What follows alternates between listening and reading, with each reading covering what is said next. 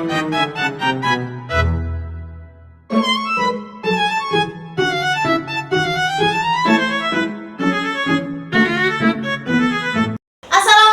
warahmatullahi wabarakatuh.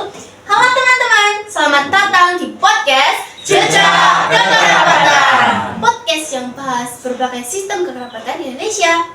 Saya Abigail Ninggarkasih. Di episode kali ini kita akan membahas berbagai sistem kekerabatan di Indonesia bareng kakak-kakak ini. Mereka ini berasal dari sekolah berbeda loh.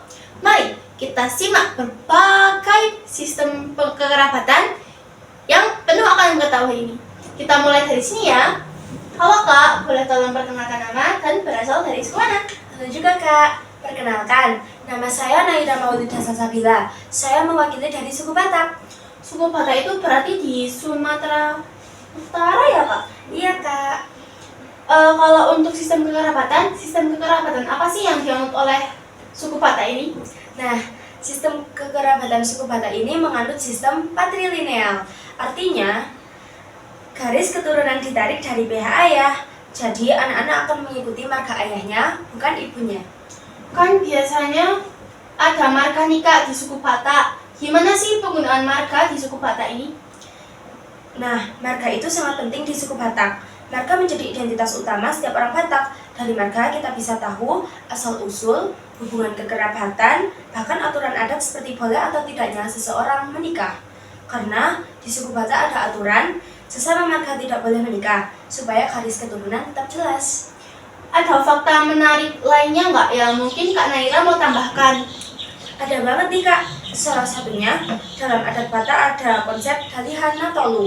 Konsep ini dibagi menjadi 3 pilar, yaitu hula-hula, dongan sabutu, dan boru. Nah, ketiganya seperti 3 kaki tungku. Kalau salah satunya hilang, kehidupan sosial bisa jadi tidak seimbang.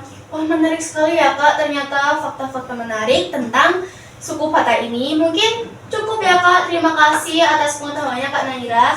Kita langsung saja ya teman-teman, lanjut ke suku yang berikutnya. Halo Kak, boleh tolong sebutkan nama dan berasal dari suku mana? Halo juga Kak, perkenalkan nama saya Zulfa Fitria Milda. Di sini saya berasal dari suku Bali. Di suku sebelumnya kan Kak Naira ada bahas tentang marga ya. Kan di suku Bali biasanya ada marga ya Kak? Ya. Gimana sih Kak penggunaan marga di suku Bali ini? Jadi gini Kak, penggunaan marga otomatis mengikuti marga ayahnya. Marga juga memengaruhi status sosial, kewajiban adat, serta hubungan kekerabatan di masyarakat Bali. Kalau untuk sistem kekerabatan itu gimana sih Kak? Apa yang dianut oleh suku Bali sendiri ini? Jadi sistem kekerabatan yang dianut yaitu patrilineal, itu mengikuti garis keturunan ayah. Anak laki-laki dianggap pewaris utama dalam keluarga. Anak laki-laki berperan penting menjaga sangga serta meneruskan garis keturunan. Wah gitu ya Kak. Kan tadi Kak Zulfa menyebutkan ya kalau laki-laki itu menjadi pewaris utama di keluarga. Biasanya apa aja sih Kak yang diwariskan? Jadi yang diwariskan berupa tanah, rumah, sangga. Umumnya diteruskan pada anak laki-laki, terutama anak laki-laki bungsu, karena ia bertugas merawat dan menjaga pura keluarga. Wah ternyata gitu ya Kak. Mungkin ada fakta menarik atau pengetahuan yang Kak Zulfa tambahkan? Atau Ada. tidak, Kak? Ada, Apa itu Kak? yaitu sistem perkawinan. Gimana sih sistem perkawinan yang dianut oleh suku Bali itu? Jadi sistem perkawinan bersifat fililokal. Pasangan biasanya tinggal di rumah keluarga pihak suami. Wah ternyata gitu ya Kak. Terima kasih ya Kak Zulfa atas pengetahuannya tentang suku Bali. Baik teman-teman, kita akan langsung saja lanjut ke suku yang berikutnya. Halo Kak, boleh tolong sebutkan nama dan berasal dari suku mana? Halo juga Kak, nama saya Nasibian. Saya berasal dari suku Dayak Ngaju. Dayak Ngaju itu berarti dari Kalimantan Tengah ya Kak? Iya benar sekali Kak. Dari suku Dayak Ngaju sendiri, sistem kekerabatan apa sih Kak yang dianut? Suku Dayak Ngaju ini menganut sistem kekerabatan bilateral nikah, yang artinya garis keturunan ditarik dari garis ayah maupun ibu. Jadi anak tetap punya hubungan dengan kedua belah pihak.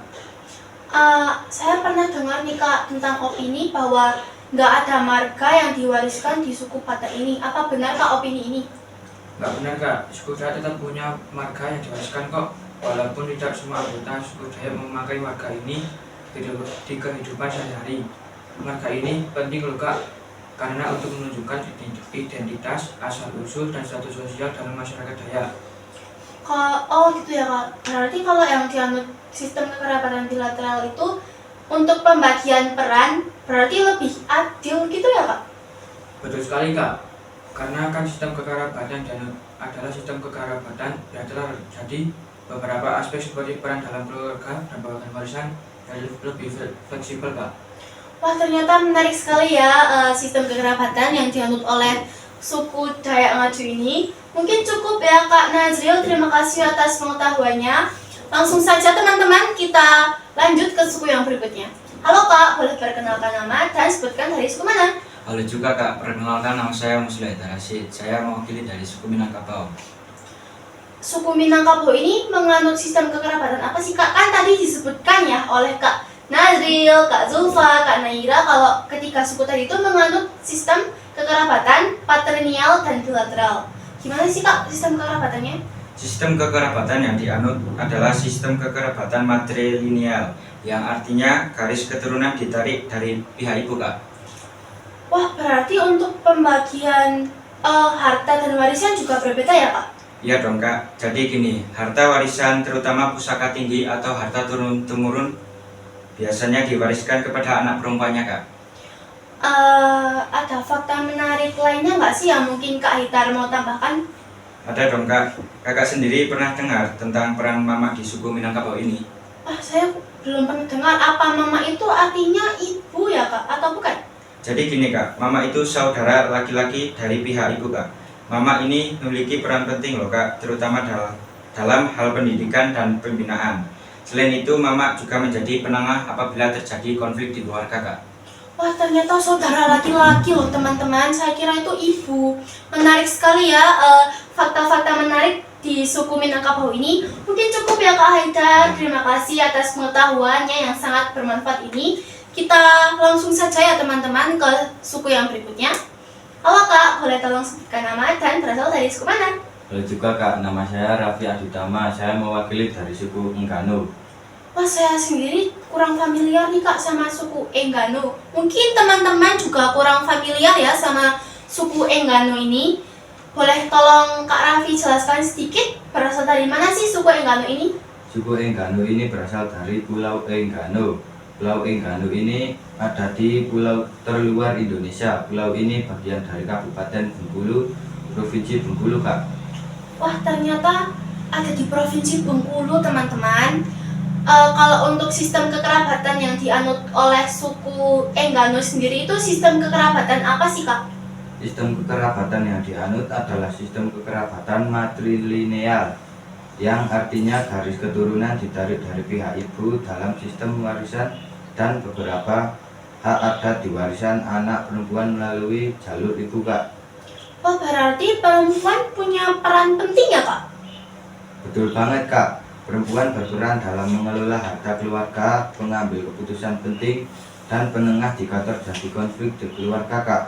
Peran perempuan ini disebut dengan urai. Wah menarik sekali ya teman-teman. Ternyata perempuan juga bisa andil dalam sistem kekerabatan di keluarga. Setahu saya ya Kak Raffi, kalau menganut sistem kekerabatan material itu setelah menikah, laki-laki itu bakal tinggal di lingkungan keluarga istri. Apa benar Kak opini ini? Iya Kak, benar sekali. Biasanya setelah menikah, laki-laki akan tinggal di lingkungan keluarga istri, yang bisa disebut dengan matri lokal Kak. Wah sangat bermanfaat sekali ya teman-teman. Kita jadi tahu nih suku-suku Enggano, maksudnya sistem kekerabatan yang dianut oleh suku Enggano ini. Terima kasih ya Kak Raffi atas pengetahuannya yang sangat bermanfaat. Wah yang terakhir nih teman-teman. Halo Kak, boleh tolong sebutkan nama dan berasal dari suku mana? Halo juga Kak, perkenalkan nama saya Haji Naifano, saya dari suku Sumba.